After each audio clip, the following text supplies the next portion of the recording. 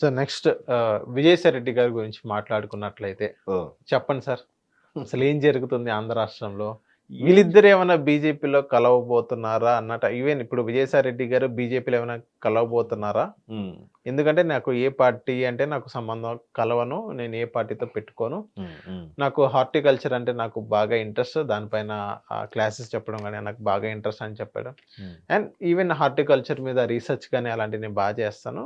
దానికి తగ్గట్టుగానే ఇప్పుడు అదే వ్యవసాయంలో చేస్తానన్నట్టుగానే చెప్పడం జరిగింది. హ్మ్. హ్మ్. విజయసాయి రెడ్డి గారు. ఆయన విభేదిస్తుంది చంద్రబాబు నాయుడు గారిని, లోకేష్ గారి పేరు అనుకుంటా. ఇంకొకటేంటంటే ఆహ్, రామోజీరావు గారిని హ్మ్. ఈటీవీ. సో, వీళ్ళనే నేను విమర్శిస్తానన్నట్టుగానే చెప్పడం జరిగింది. పవన్ కళ్యాణ్ గారి పేరు ప్రస్తావనే రాలేదు. పవన్ కళ్యాణ్ గారి సిట్యుయేషన్ ఎప్పుడన్నా వస్తే నేను మాట్లాడతానన్నట్టుగా ఆయన చెప్పారు. హ్మ్. హ్మ్. నెక్స్ట్ ఆయన మీడియా రంగంలో గూడా దిగబోతున్నారు. అది హ్మ్. గూడా ఆయన ఓపెన్‌గా చెప్పడం జరిగింది. హ్మ్. చెప్పండి సార్ మీకేమనిపిస్తుంది ఈ మొత్తం సినారియో చూసిన తర్వాత? మొత్తం సినారియో చూసిన తర్వాత ఒక మంచి దిగ్గజాన్ని వైసీపీ ప్రభుత్వం కోల్పోయింది అనిపిస్తుంది నాకు. కోల్పోయిందా? లేపోతే జగన్‌మోహన్ రెడ్డి గారి కోల్పోయేలా చేశారా? ప్లానా? అదే వస్తున్నాను.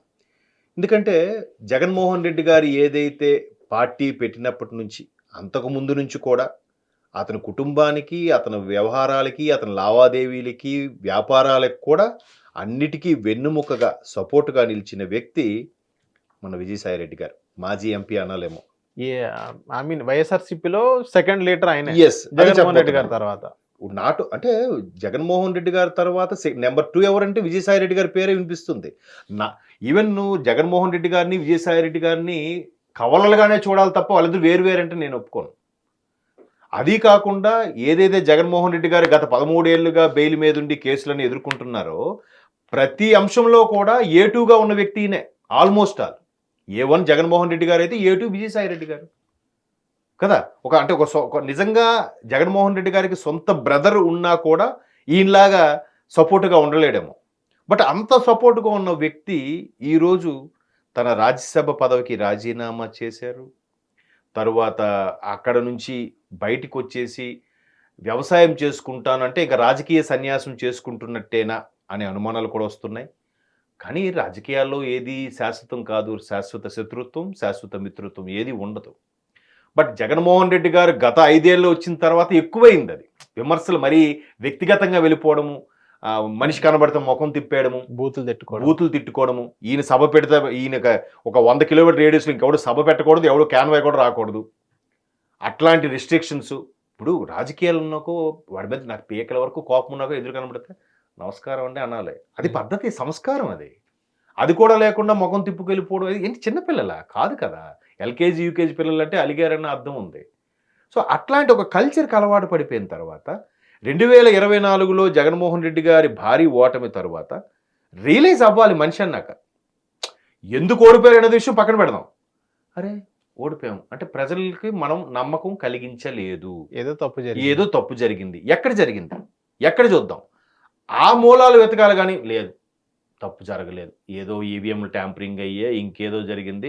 ప్రజలకు నా మీదే ఉంది. నేనే రాజుని, నేనే తోపుని, మరో 30 ఏళ్ళు నేనే ముఖ్యమంత్రిగా ఉందాం అనుకున్నా. ఏంటి ఎక్కడ జరిగింది? నా తప్పు కాదు. వీళ్ళ అభిమానాలన్నీ ఏమయ్యాయో? ఇలా మాట్లాడితే ఇంకెప్పుడు రియలైజ్ అవుతాడు మనిషి? హ్మ్. ఈవెన్ రాజశేఖర రెడ్డి గారు కూడా 2004లో అంత బంపర్ మెజారిటీ వచ్చిన తర్వాత 2009కి అంత రాలే. రాకపోయినప్పుడు కూడా స్వయంగా బిడ్డతో షర్మిలమ్మతో అన్నారంట. ఆ విషయం విజయం గారు బుక్‌లో రాశారు. బిడ్డ ఈసారి కేవలం పాస్ మార్కులు ఇచ్చారు ప్రజలు మనకి. లాస్ట్ టైమ్ డిస్టింక్షన్ పాస్ అయ్యాను. ఈసారి ఫస్ట్ క్లాస్ కూడా కాదు. జస్ట్ పాస్ మార్కులు ఇచ్చారు నాకు. నేనెక్కడో తప్పిదం చేశాను. ఎక్కడో మిస్టేక్ జరిగింది. ఈసారి వదలను. నెక్స్ట్ టైమ్‌కి ఫుల్ బంపర్ మెజారిటీతో గెలవాలి. ఫుల్ పాస్ మార్కులు రావాలి. ఎక్కడో నా మీద నమ్మకం సన్నగిల్లింది ప్రజలకి. అది నేను మళ్ళీ పుంజుకునేలా చేస్తాను. అందుకునే కదా! సార్ మేఘాలు బాలేవు, వాతావరణం అనుకూలించట్లేదన్నా, లేదు నేను పెడతాననుకున్న ప్రజా దర్బారా ఏంటది? నేను వెళ్తాననుకుని వెళ్ళిపోయాడాయన. అంటే అంత పట్టుదల ఉన్న మనిషి ప్రజల గురించి. ఈయన అలా కాకుండా ఎందుకు ఓడిపోయామో తెలీదంటే, ఇట్లాగా అనుకుంటున్న సందర్భంలో నంబర్ 2గా ఉన్న విజయసాయి రెడ్డి లాంటి వాళ్ళు చాలామంది సలహాలు ఇచ్చే ఉంటారుగా. ఇచ్చినప్పుడు వాళ్ళ సలహాల్లో 10లో 2 పాటించాలి కదండీ. 10లో 8 పాటించమనట్లే. 2 ఫాలో అయితే ఓకే. మనోడు చెప్పాడు. మన మంచి కోసమే కదా! నిన్న విజయసాయి రెడ్డి గారు ఆద్యాంతం ఎక్స్‌లో పోస్ట్ చేసింది చూసారా? హ్మ్. జగన్మోహన్ రెడ్డి గారు బాగు కోరుకుంటున్నాను. ఎప్పటికైనా జగన్మోహన్ రెడ్డి గారు బాగుండాలి. నాకు ఈ అవకాశం ఇచ్చిన భారతి గారికి, జగన్మోహన్ రెడ్డి గారికి సదా కృతజ్ఞుడిని. ఇన్ని చెప్పారే. ఆయనకి ఇంకా ప్రేమ, అభిమానం ఉంది. అయినప్పటికి కూడా మనసు చంపుకొని బాధతోనే బయటకొస్తున్నట్టుగా అనిపిస్తుంది ఆ లేఖ సారాంశం. అంటే ఆయన ఇప్పుడు స్వతహాగా బయటికి రాట్లేదు. ఎందుకంటే 24 ఎలక్షన్స్ ముందు మీరు చూస్తే ఆయన మీద చాలా ఎలిగేషన్స్ వచ్చాయి.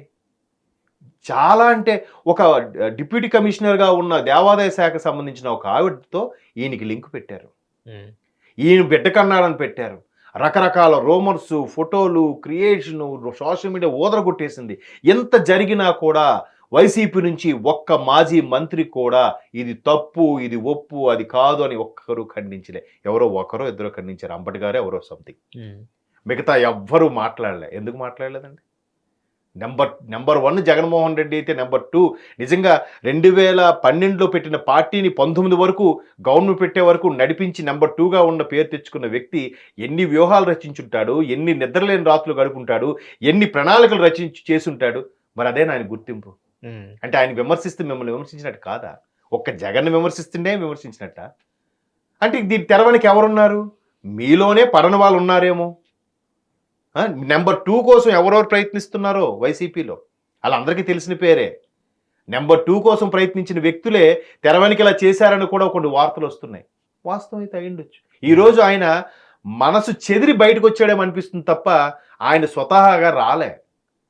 అందులో సారాంశం కూడా ఏముందంటే చంద్రబాబు గారితో కేవలం రాజకీయ విభేదాలు తప్ప మిగతా విభేదాలు లేవని కూడా ప్రకటించాడు. పవన్ కళ్యాణ్ గారు ఎప్పుడూ నాకు చిరకాల మిత్రుడు అని కూడా ప్రకటించారు. ఈవెన్ చంద్రబాబు నాయుడు గారి రిలేటివ్ అదే మేనలుడు వరుసగా ఎవరు మన నటుడు హీరో స్వర్గీయ తారకరత్న గారు, ఆ తారకరత్న గారి భార్య విజయసాయి రెడ్డి గారికి చుట్టం కదా. సో ఆ తారకరత్న చనిపోయినప్పుడు ఆయన వ్యవహారాలన్నీ కూడా దగ్గరుండి చూసుకుంది విజయసాయి రెడ్డి గారేనంట. ఈవెన్ చంద్రబాబు నాయుడు గారు పరామర్శకు వెళ్ళినప్పుడు కూడా ఆయన రిసీవ్ చేసి పలకరించి మాట్లాడింది కూడా విజయసాయి రెడ్డి గారి చంద్రబాబు నాయుడిని. And more over Vijayasai Reddy గారు ఎప్పుడు కూడా ఎక్స్ట్రీమ్ లెవెల్కి ఎప్పుడు విమర్శించలే చంద్రబాబు నాయుడు గారిని కానీ పవన్ కళ్యాణ్ గారిని కానీ. ఒకే ఒక తప్పు మాట మాత్రం ఆడారు. చంద్రబాబు నాయుడు ఎప్పుడు పోతాడో అప్పుడే రాష్ట్రం బాగుపడుతుందని మొన్న నెల్లూరు ఎలక్షన్స్ క్యాంపెయిన్లో మాట్లాడారు. లోక్సభ ఎంపీగా ప్రయత్నిస్తున్న నేపథ్యంలో. అది తప్ప ఆయన మరీ పెద్ద పెద్ద పదాలు ఎప్పుడు వాడలేదు. సో ఇక్కడ ఏదైతే ఆయన ఇంకా పార్టీకి రాజకీయాలకి గుడ్ బై చెప్తున్నానని చెప్తూనే చంద్రబాబు గారితో పెద్దగా విభేదాలు లేవు, పవన్ కళ్యాణ్ నా చిరకాల మిత్రుడు అని అన్నారు అని అంటే ఇండైరెక్ట్గా వీళ్ళకి శత్రువును కాదు, వాళ్ళకి శత్రువును కాదు అని చెప్పుకునే ప్రయత్నం అయితే చేస్తున్నారు. దీన్ని ఎలా చూడాలంటే ఈ మధ్యకాలంలో ఉత్తరాంధ్రలో ఎస్పెషల్లీ విశాఖ జిల్లాలో వైసీపీలో ఒక సెకండ్ లెవెల్ నాయకులు చాలామంది పేర్లు చెప్పను బేభత్సంగా తిట్టారు. ఎవరిని? లోకేష్ని కానీ, పవన్ కళ్యాణ్ గారిని కానీ, మన చంద్రబాబు నాయుడు గారిని. వాళ్ళందరూ మొన్న ఒక 10-15 రోజుల కిందట మన ఎంపీ పురంధరేశ్వరి గారి సమక్షంలో బీజేపీలో చేరారు.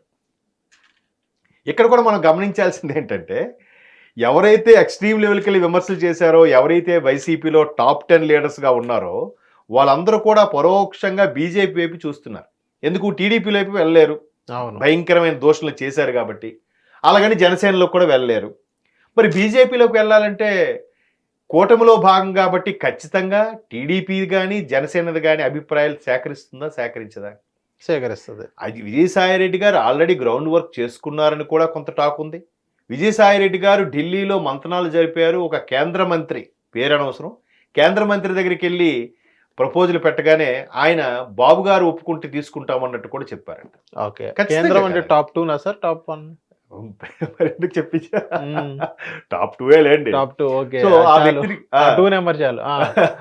ఆ వ్యక్తిని కలిసినప్పుడు బాబు గారు ఓకే అంటే మేము తీసుకుంటామన్నట్టు కూడా సజెస్ట్ చేశారు. అంటే విజయసాయి రెడ్డి గారు బీజేపీ నిరాకరించడంతో ఇప్పుడు మొత్తం రాజకీయాలకి దూరంగా ఉన్నారు అనుకోవచ్చు కదా. Maybe there is a chance. కానీ ఇప్పుడు కాకపోతే ఒక 6 నెలల తర్వాత, సంవత్సరం తర్వాత చేరొచ్చేమో కదా. అంటే రాజకీయాలకి దూరంగా ఉన్నారని ఆయన అన్నారు. రాజకీయాలకు దూరంగా ఉంటాను, వ్యవసాయం చేసుకుంటాను అన్నట్టు కూడా అన్నారు. కానీ ఒకసారి ఆ రాజకీయ ముసుగులో ఆ రేసులోకి వెళ్ళిన తర్వాత అంత త్వరగా బయటపడే అవకాశం ఉండదు. ఎక్కడో లగడపాటి రాజగోపాల్ లాంటి వాళ్ళు తప్ప అంత డెసిషన్ ఎవరైతే తీసుకోరు.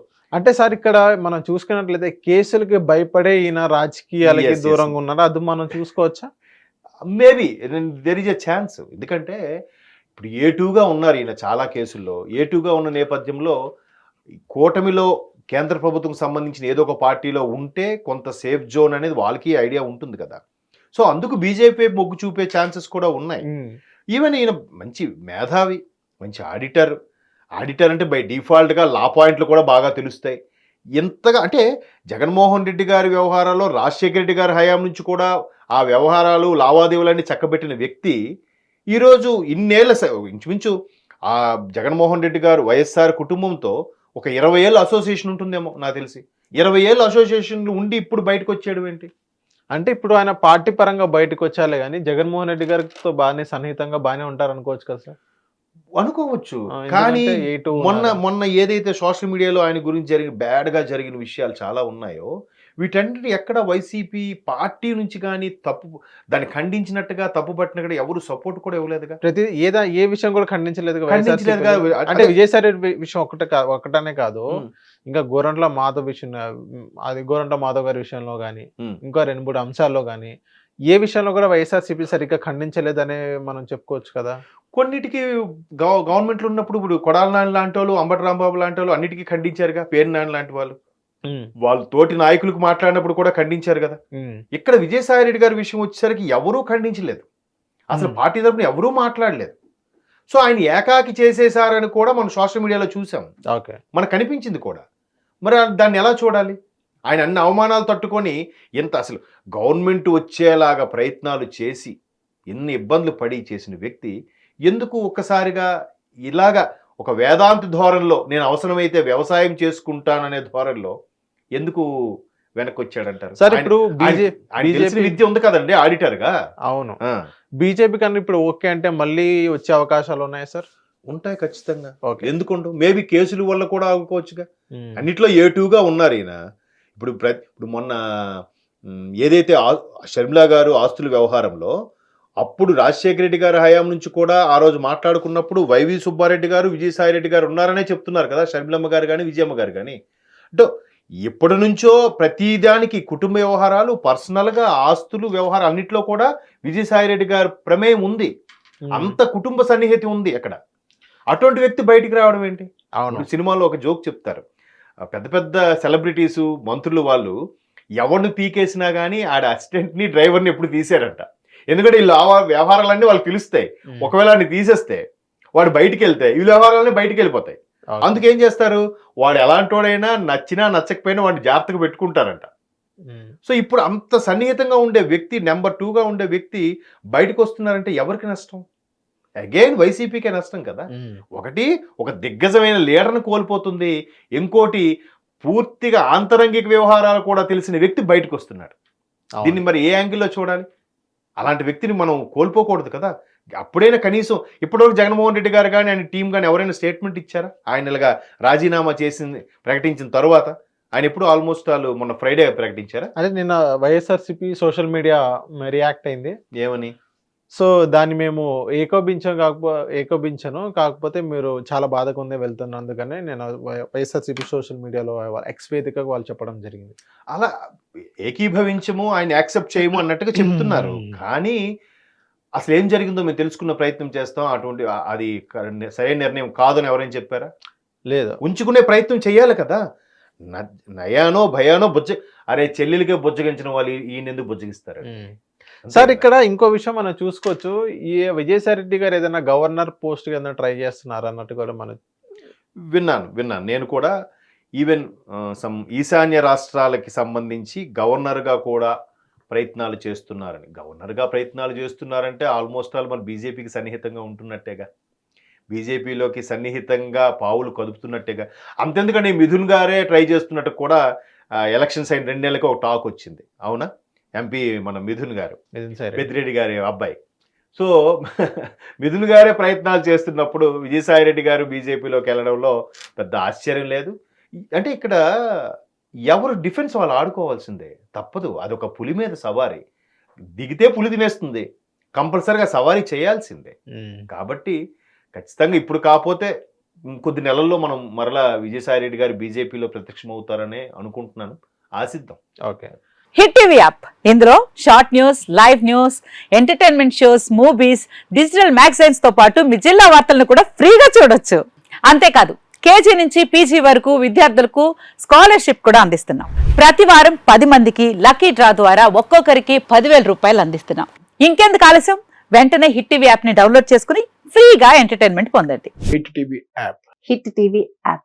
Please download Hit TV app. Hit TV యాప్ని ఫ్రీగా డౌన్లోడ్ చేసుకొని ఎంజాయ్ చేయండి. మీకు నచ్చిన ఎంటర్టైన్మెంట్ కోసం హిట్ టీవీ యాప్ ని ఫ్రీగా డౌన్లోడ్ చేసుకుని ఎంజాయ్ చేయండి. హిట్ టీవీ యాప్ని డౌన్లోడ్ చేసుకుని ఆస్వాదించండి, ఆశీర్వదించండి. ఇంతమంది సెలబ్రిటీలు హిట్ టీవీ యాప్ ని డౌన్లోడ్ చేసుకోండి అని చెప్తున్నారంటే ఎంత మంచి యాప్ ఆలోచించండి. అమెరికా అమెరికా అమెరికా అమెరికాలో చదవాలనుకునే వాళ్ళకి విశ్వసనీయమైన పేరు మన శౌర్య consultancy. UK Law 1 Year Masters. UK Law 1 Year Masters. 2 years work permit up to 5 years visa. Contact Saurya Consultancy. Contact 89851 89851.